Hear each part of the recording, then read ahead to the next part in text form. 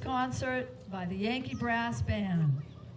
For 39 seasons, this group of talented and dedicated musicians has met to perform authentic 19th century band music on original period instruments.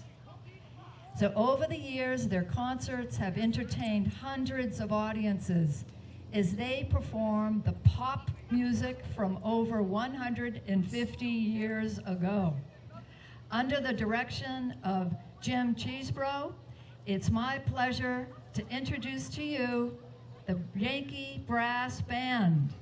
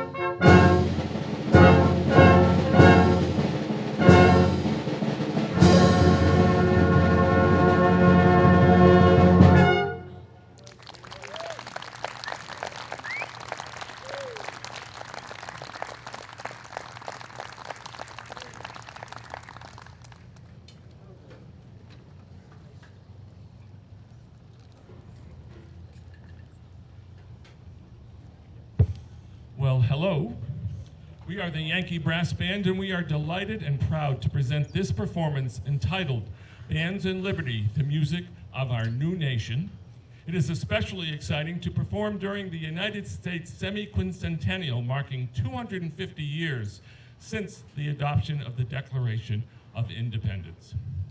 American independence helped foster the development of bands as symbols of national identity. Musical ensembles evolved from military groups of the Revolutionary era into the essential bands of the Civil War. These bands boosted morale, accompanied ceremonies, and became central to civic celebrations. Throughout the 19th century, the growth of bands laid the foundation for the patriotic fervor embodied in the music of John Philip Sousa, and for the enduring tradition of community bands that continue to showcase American pride and spirit. We opened our program with our Yankee fanfare and the Star-Spangled Banner. Our second selection was the challenging La Forza del Destino by Giuseppe Verdi, and that represents the kind of music that could be only performed by the finest bands, just like these ladies and gentlemen behind me. It is worth noting that in 1776, brass bands such as ours do not yet exist. Military music of the Revolutionary era relied primarily on fifes and drums for signaling and communication. Larger ensembles, known as harmony music, typically consisted of oboes, clarinets, natural horns, and bassoons. In 1776, a patriotic hymn titled Chester, composed by William Billings, was nearly as popular as Yankee Doodle. A 19th century style arrangement of this famous work has been prepared especially to commemorate this year's celebration. Here is Chester.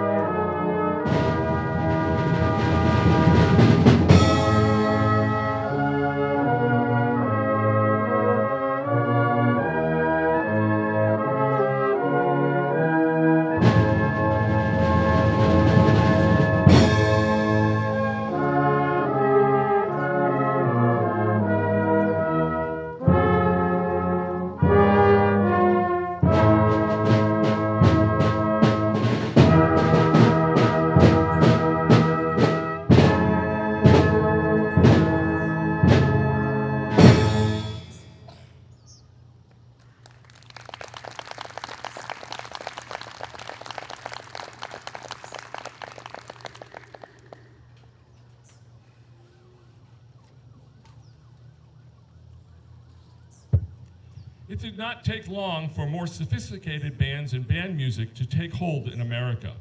In 1789, the Constitution of the United States was adopted. Just 27 years later, a young Irish musician, Richard Willis, crossed the Atlantic in search of new opportunities and a better life in America. For more about Willis and our next number, I am honored to introduce Dr. Chris Troiano. He is the Historical Ensembles Program Manager for the Green Machine Ensembles at George Mason University. And he is a Yankee band member. And it's about time we brought him to the front of the ensemble. Dr. Triano.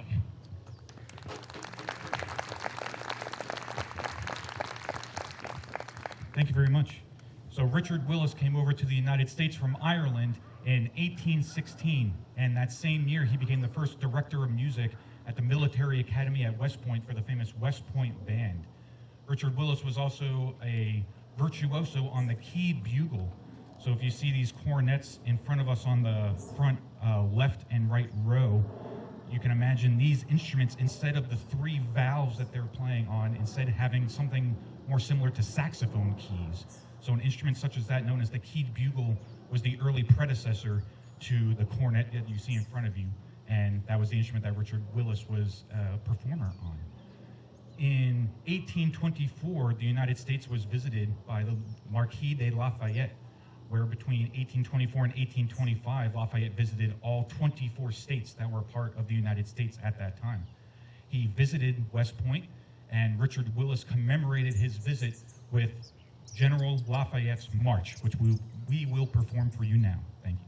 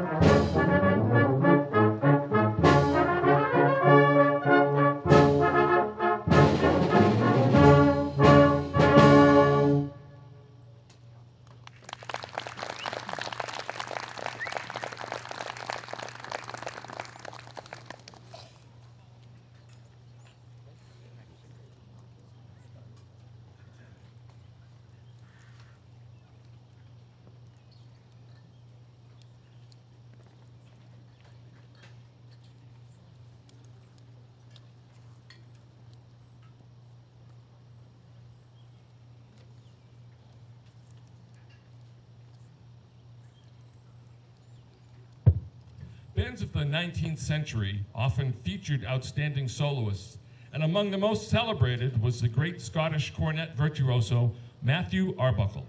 Renowned for his extraordinary technique and expressive playing, Arbuckle was recruited in 1860 as a solo cornetist for the famed 22nd New York Regiment Band under the direction of the legendary bandmaster Patrick Gilmore.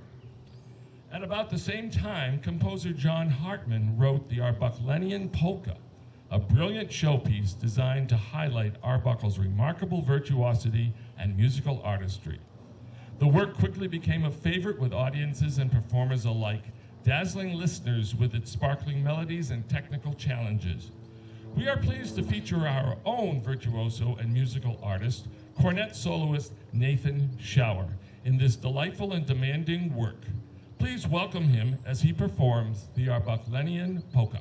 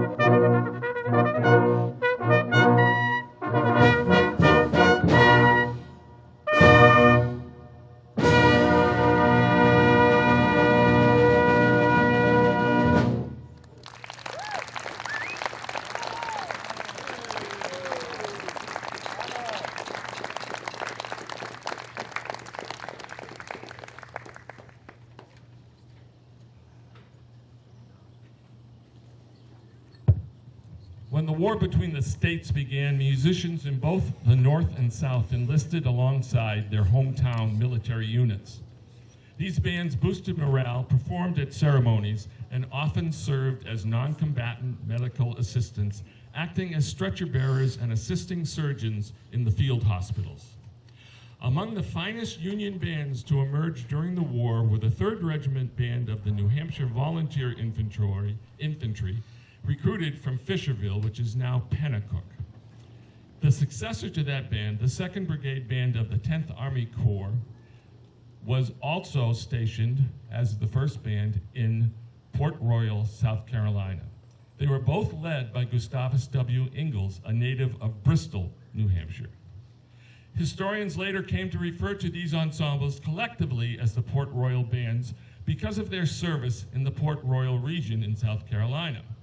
A collection of their music, known as the Port Royal Band Books, is highly prized by music historians. This collection constitutes one of the best known and most significant repositories of Civil War band music in existence. Our next selection, Our Quick Step, was composed by Ingalls and has been reconstructed especially for this year's Yankee Band tour. New Hampshire has another notable musical connection to the nation's great conflict. Tenting Tonight on the Old Campground was a favorite song among enlisted soldiers in the Union Army, though it was also widely known and appreciated in Confederate camps. The song was composed in 1863 by Walter Kittredge. Kittredge was born in Reed's Ferry, New Hampshire, now part of Merrimack. Drafted in 1862, he was rejected for military service after failing his physical examination. Although his family hired a substitute to serve in his place, Kittredge made his own lasting contribution to the war effort through the composition of what became his most famous song. Within 3 months of publication, more than 10,000 copies had been sold, and the song eventually gained worldwide recognition. We are pleased to perform these 2 New Hampshire compositions for you now, Our Quick Step and Tenting Tonight on the Old Campground.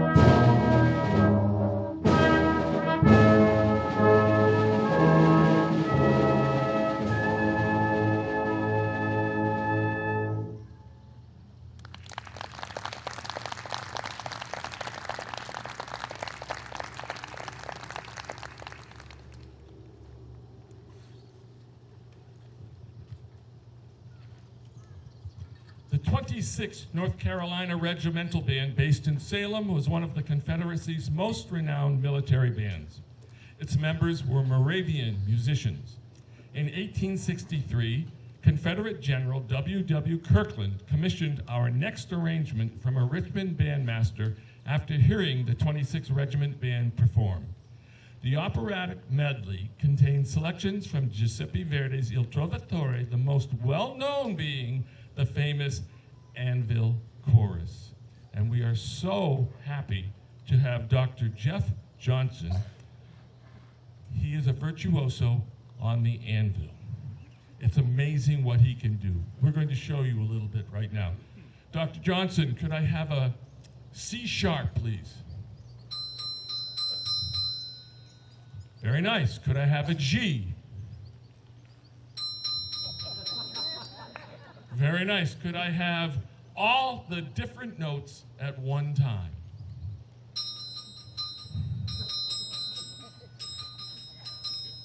I bet you can't wait until that section now. Following this selection, the musicians will take a well-earned intermission. During the break, we invite you to come forward for a closer look at our historic instruments and to meet the performers. When you hear the drum cadence, it will be time for a special treat, the second half of our program featuring the Yankee Serenade Band. You will not want to miss it, so please plan to stay and enjoy the Serenade Band, the full band, and the rest of the concert. Here is the Il Trovatore Quick Step.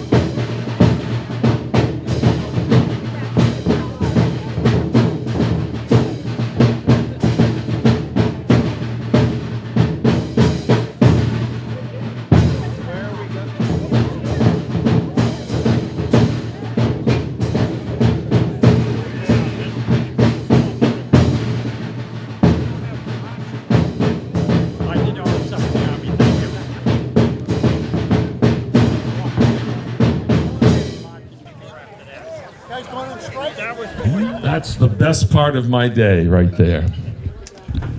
As a Yankee serenade band gathers, we'd like to share a bit about the tradition of serenading. In the 19th century, serenade bands often performed for prominent citizens, distinguished guests, or generous patrons, as well as at social occasions where a smaller ensemble and a more intimate, gentle sound were especially appropriate. And as I look out in this audience, I do see some very, very important people. Serenade bands would quietly enter the site of the serenade. Once in position, torches were lit, and contemporary accounts cautioned the bandsmen to avoid damaging private property. Don't trample flower beds or shrubs, and be especially careful not to scorch the walls or pillars of a gentleman's home, or worse yet, set it ablaze with their torches. Fortunately, we don't have to worry about that because Nathan forgot the torches. I see they seem to have selected a prominent citizen. We are pleased to present the Yankee Serenade Band.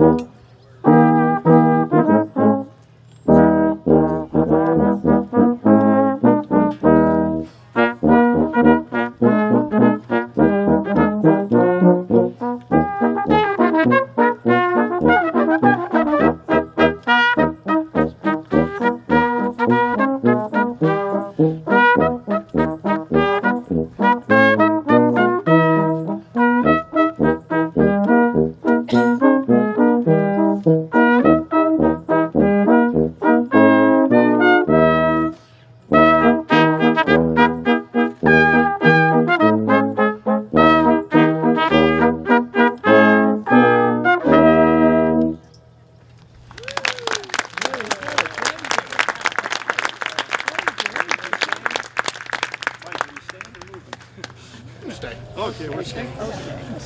We feel special. This next tune is called Lorena, and we'll slow it down a bit.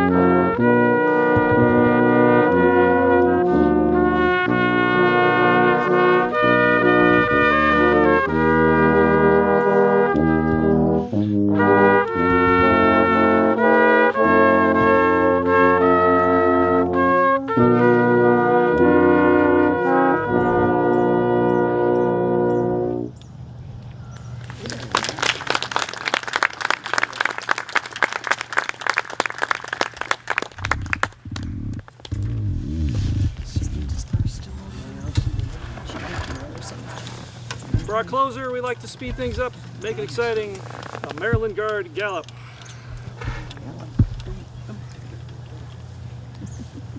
Two bars. 1, 2, 3.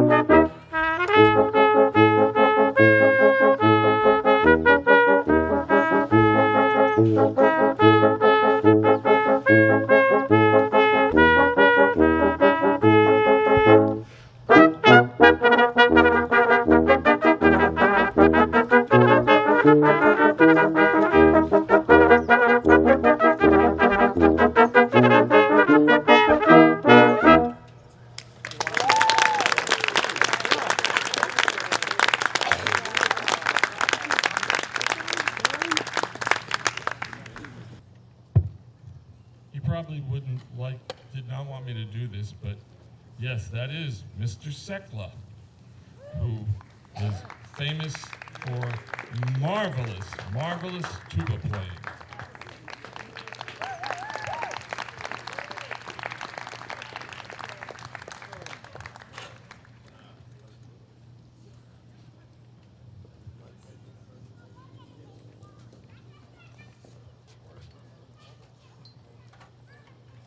Here he is, Mr. Michael Sekla.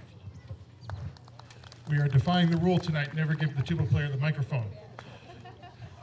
On the behalf of the Yankee Brass Band, we wanted to thank the Friends of Benson Park and Natalie here for sponsoring our concert. This is our 39th tour, not mine personally. This is only my 10th, but it's such a great opportunity for all of us to get out and play. We've done all of the different New England states, Pennsylvania, New York. It's really great to gather all these musicians here from around the country, and we can't do it without sponsors for us to be able to put our concerts on. So as a token of our appreciation, we have this picture of the band. Maybe you can display it in your new center.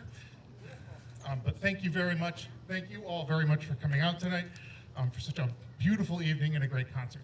Thank you.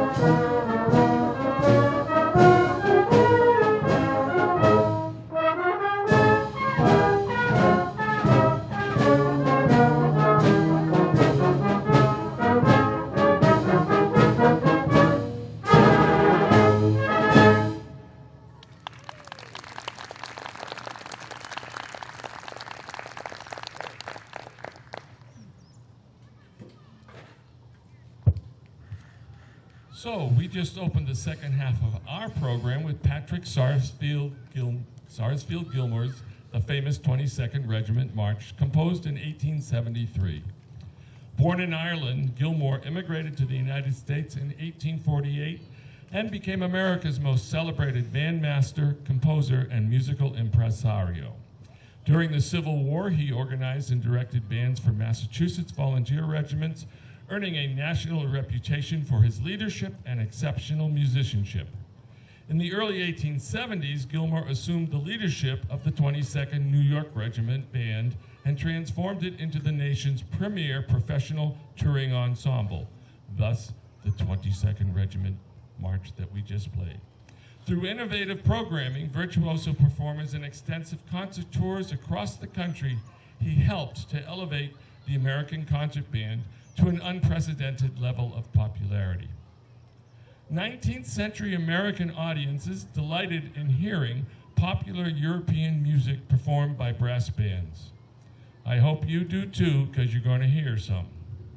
Our next selection features a melody by Ciro Pinsuti, an Anglo-Italian composer who studied with the great Italian master Gioacchino Rossini.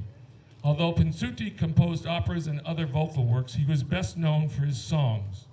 Good Night, Beloved became one of the most adored ballads of the Victorian era, enjoying enormous popularity on both sides of the Atlantic. Brass bands quickly adopted the melody, creating arrangements that introduced this international favorite to concert audiences throughout the United States. Here is the Serenade on Good Night, Beloved.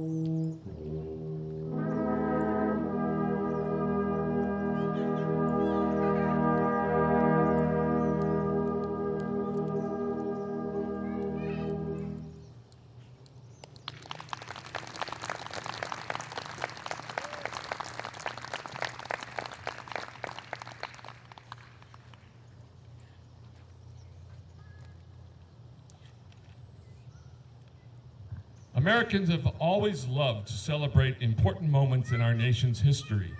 In 1883, the city of Newburgh, New York, marked the centennial of George Washington's farewell address to the officers of the Continental Army, delivered at his Newburgh headquarters as the Revolutionary War drew to a close. That old celebration 100 years ago commemorated not only Washington's historic farewell, but also the establishment of peace and the birth of a new nation. Just as Newburgh honored that anniversary more than a century ago, we celebrate it today through music. We are pleased to perform the Newburgh Centennial March.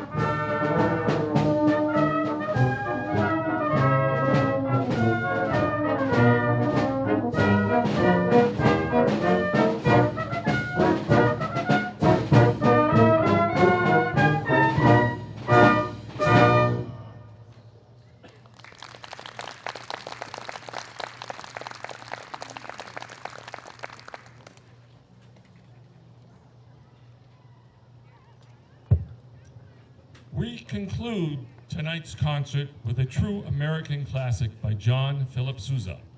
Semper Fidelis was composed by Sousa as he served as director of the U.S. Marine Band from 1880 to 1892. The march takes its title from the motto of the United States Marine Corps, Semper Fidelis, always faithful.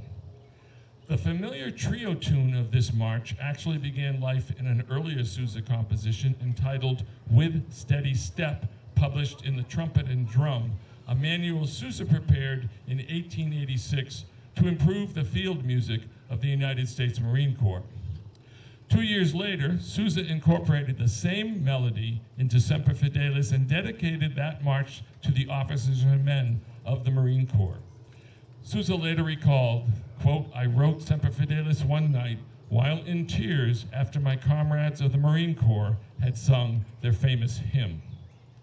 For our finale, we will combine With Steady Step and Semper Fidelis into a single performance, offering a glimpse into the creative process of one of America's greatest march composers, With Steady Step and Semper Fidelis.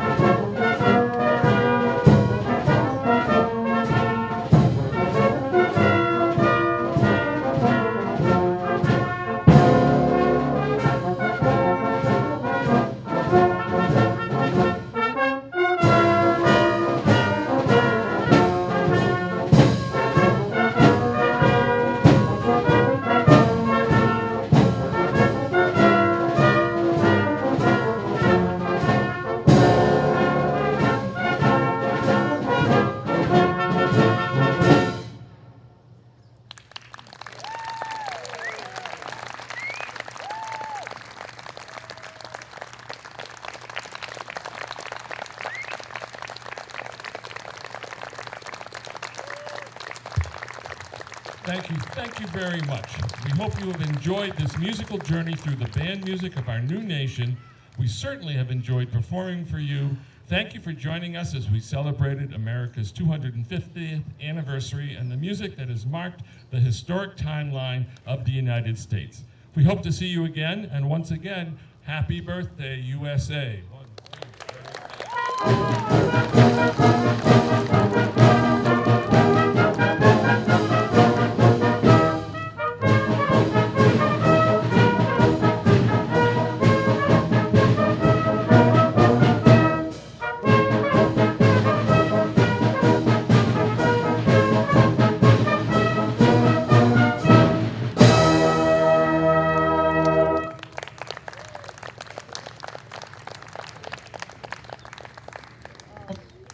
Thank you all so much for coming out tonight, and Jim and the entire band. Thanks to each and every one of you. God bless you, and have a great rest of your year, and safe travels tonight and the rest of your summer. Enjoy it. We're so glad you're here. I want to thank all of our volunteers that helped out tonight. HCTV, thank you so much to Jackie and Chris for being here. And thanks again, folks. Please stop by up at the Elephant Barn if you'd like to pick up an ice cream for the ride home. So thank you on behalf of the Friends of Benson Park, and have a great night. Take care.